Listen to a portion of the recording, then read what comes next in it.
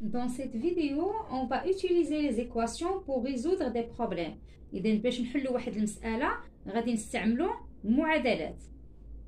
إذا شوفوا معايا هذا البروبلème. Jamal a 10 ans de plus que Rachid et Hiba a 5 ans de moins que Rachid. Sachant que la somme de leur âge est 50 ans. Trouvez l'âge de chacun. إذا غادي نقراو مزيان هذه المسألة، غادي نحاول نمثلها لكم ثم من بعد شوفوا الطريقه ديال الانجاز ديالها. اذا ملي تكون عندكم شي مساله حاولوا تقراوها وتفهموها مزيان، تاخذوا واحد الورقه جانبا توضعوا فيها يا اما شي رسم، المهم هو انك تفهم المساله مزيان عاد تنجزها. بحال هنا شوفوا معايا، جمال a 10 ans de plus que Rachid et Hiba a 5 ans de moins que Rachid. اذا غادي نمثل لكم بواحد الرسم، ناخذ واحد الخط. الا خدينا مثلا هنايا رشيد، إلا مثلنا العمر ديالو بإكس. جمال a 10 ans de plus que رشيد، إذا رشيد هو العمر ديالو مثلتو بإكس، إذا العمر ديال جمال شحال؟ جمال a 10 ans de plus que رشيد، إذا العمر ديال رشيد زائد 10 سنين، إكس بلس 10 حتى أكبر منه ب10 سنوات. هبة a 5 ans de moins que رشيد، إذا هبة صغر من رشيد ب5 سنوات. إذا هنا غادي تكون هبة، إذا هي العمر ديال رشيد ناقص 5 سنوات. إذا هذا الخط مثلت عليه العمر ديال رشيد، العمر ديال هبة هي صغر منه ب5 سنوات، ثم العمر ديال جمال أنه كبر من رشيد. إذا كان رشيد العمر ديالو هو إكس، إذا جمال إكس بلس 10. إذا بعد ما كتفهموا البروبليم مزيان، الآن غادي نوضح لكم المراحل كيفاش غادي تنجزوا الجواب ديال هذا البروبليم. أول شيء شوا دو لانكونو.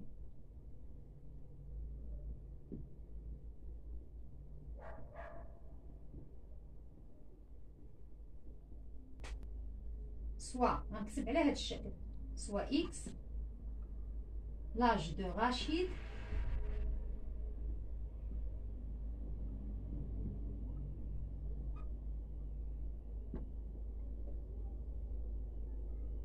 إلا كان رشيد مثلت العمر ديالو بإكس، دونك جمال إكس بلس 10. دونك لاج دو جمال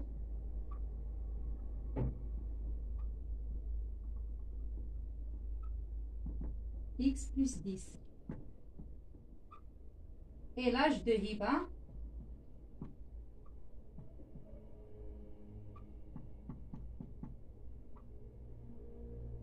x moins 5. إذا هذا الرسم اللي كتكونوا رسمتوه جانبا في شي ورقة كيساعدكم باش كتجاوبوا على التمرين. إذا هذا غير شرحت فيه. دوزيامون ميز اون ايكواسيون.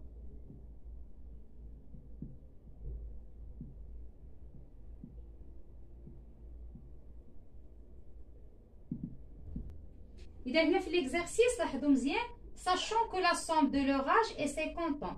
إذا العمر المجموع ديال العمر ديال جمال رشيد هبة 50 ans. انطلاقا من هذه المعلومات ومن هذه المعلومة، إذا غادي ننجز واحد المعادلة. غناخذ العمر ديال رشيد إكس زائد العمر ديال جمال اللي هو إكس بلس 10.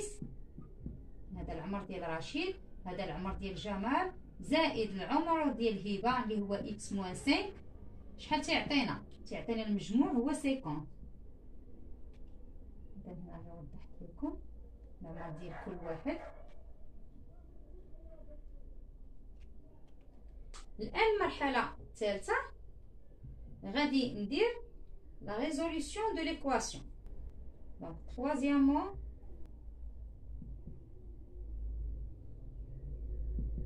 إذا غادي نحل هذه المعادلة باش نوجد القيمة ديال إكس اللي كتمثل لي لاج دو رشيد. إلا لقيت القيمة ديال إكس لاج دو رشيد راه مباشرة غادي نوجد لاج دو جمال، غادي نزيد إكس عليها 10 وهذيك إكس غادي نقسم منها 5 باش غادي نوجد لاج دو هبة، وغادي نكون جاوبت على التمرين. دونك ريزوليسيون دو ليكواسيون عندنا هنا إكس بلس إكس بلس إكس راهي 3 إكس، 3 إكس زائد 10 ناقص 5 راهي 5. كتساوي ليا 50. هنا غادي نخلي 3 اكس، هاد 5 غادي نرجعها للطرف الثاني، هي 50 موان عندنا هنا 5 مسبوقه بزائد، الا حولتها للطرف الثاني غتولي مسبوقه بناقص. 3 اكس كتساوي 50 ناقص 5 هي 45. 3 اكس راه هي 3 في اكس، واخا ما كايناش هنا في، راه بحال عندي 3 في اكس. باش نخلي اكس هنايا غادي نحط 45 الضرب، لو بغيت ترجع هاد 3 للطرف الاخر الضرب تيرجع قسمه، 45 على 3. 45 على 3 هي 15. اذا لقينا القيمه ديال اكس، اكس تساوي 15.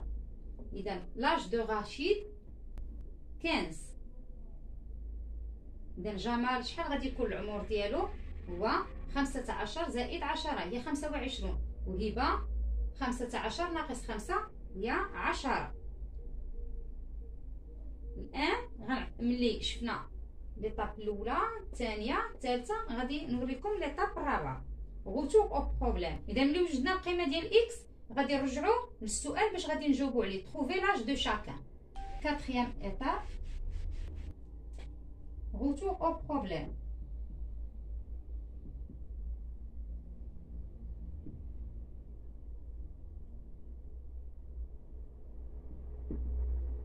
Donc Rachid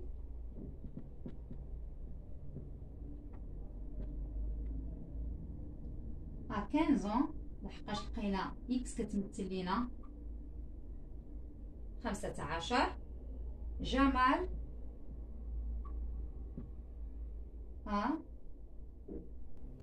15 plus 10 x plus 10 راه هي حيت لقينا x هي 15 راه هي 15 وزائد 10 اللي كتساوي 25. Donc Jamal a 25 ans. 25 ans. Et Hiba a 15 moins 5 égale 10. 10 ans. Donc l'âge de Hiba, 10 ans. Donc Rachid a 15 ans. Jamal a 25 ans. Et Hiba à 10 ans. L'étape l'autre, vérification.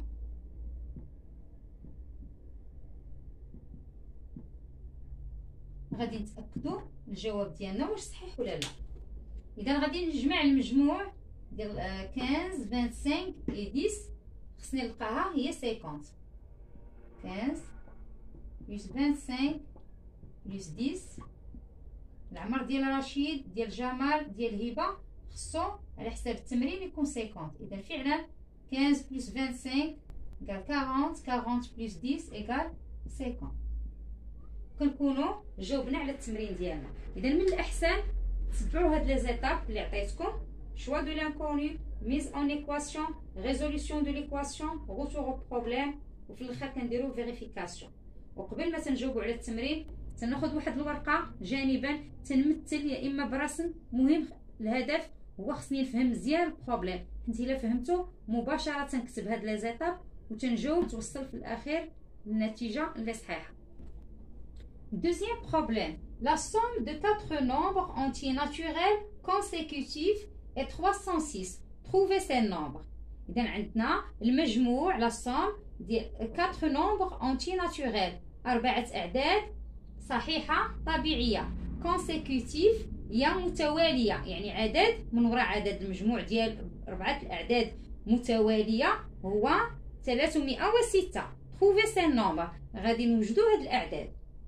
اذا الا قريت هذا البروبليم شنو تنفهم منه؟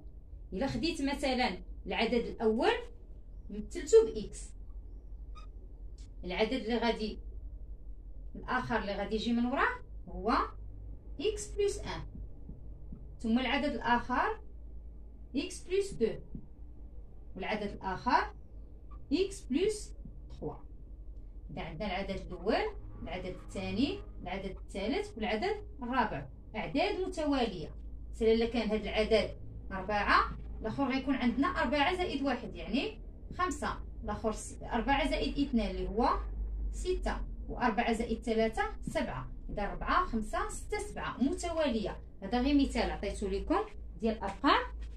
حنا غادي نبحثوا على القيمة ديال إكس. إذا لقيت إكس راه مباشرة غادي نلقى الأعداد اللي من وراه. إذا غنديروا لي زيتاب اللي وريتكم في البروبليم الأول وغادي نبداو خدامين. إذا أول شيء اش كنديروا؟ شوا دو لانكونو.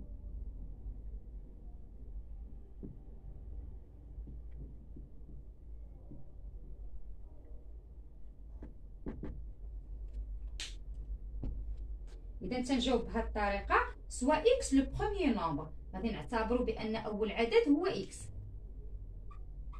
سوا إكس لو بروميير نومبر.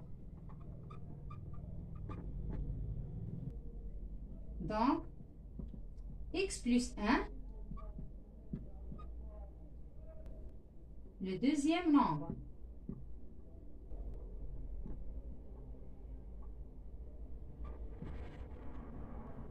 X plus 2 le troisième nombre.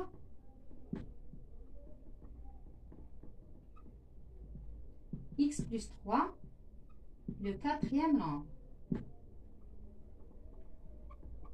إذا العدد الأول مثلنا بإكس، العدد الثاني مثلنا بإكس بلس 1، العدد الثالث مثلنا بإكس بلس 2، والعدد الرابع راه هو إكس بلس 3. ليطاب الثانية لا ميز أون إيكواسيون. دونك دوزيامون لا ميز أون إيكواسيون.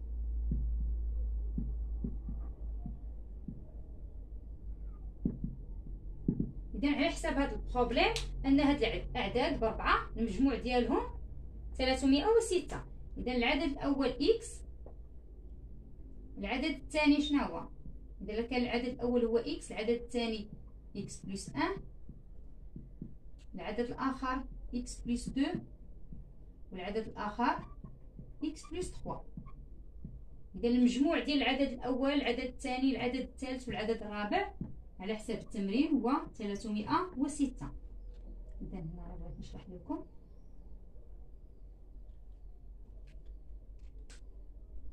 Troisième étape, résolution de l'équation. غادي نحلوا هاد المعادلة اللي لقيناها. Résolution de l'équation.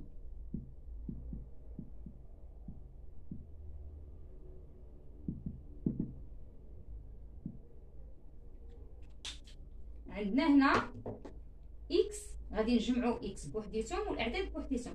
x زائد x هي 2x، x وحده اخرى 3x، x وحده اخرى 4x. عندنا 4x زائد 1 زائد 2 3، 3 زائد 3 6 كتساوي 306. هنا غنخلي 4x وهاد 6 غنحولها للطرف الاخر كما قريتو في المعادلات في ليزيكواسيون. اذا عندنا هنا مسبوقه بعلامه زائد، اذا حولتها للطرف الاخر غتولي مسبوقه بعلامه ناقص. نحط 4x 306 موان 6 هي 300. هنا باش نخلي اكس بوحديتها راه عندنا 4x راه بحال 4 في اكس، واخا ما عنديش هنا الضرب. الضرب شنو تيرجع؟ الا بغيت نحول 4 للجهه الطرف الاخر تيضرب تيتحول ليا قسمه. 300 على 4 كتساوي لنا 75. اذا القيمه ديال اكس وجدتها هي 75. اذا في نظركم دوزيام البروميير نومبر العدد الاول غادي يكون 75، العدد الثاني راه 75 زائد 1 غادي يكون العدد الثاني هو 76، ثم العدد الثالث 75 زائد 2 راه هي 77، والعدد الاخر 75 زائد 3 هي 78. اذا هنا درنا هاد ثلاثه زيتاب. غادي ندوزو كاتريام ايتاب. اذا غادي نمسح وغادي نكمل retour au problème.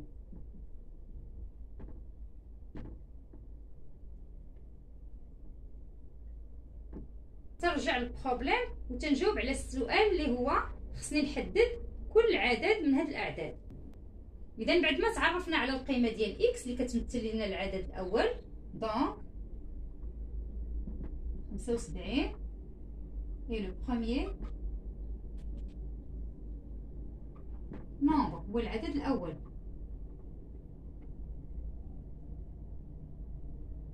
ثم 75 زائد 1 اللي كتساوي لنا 79، et le deuxième nombre.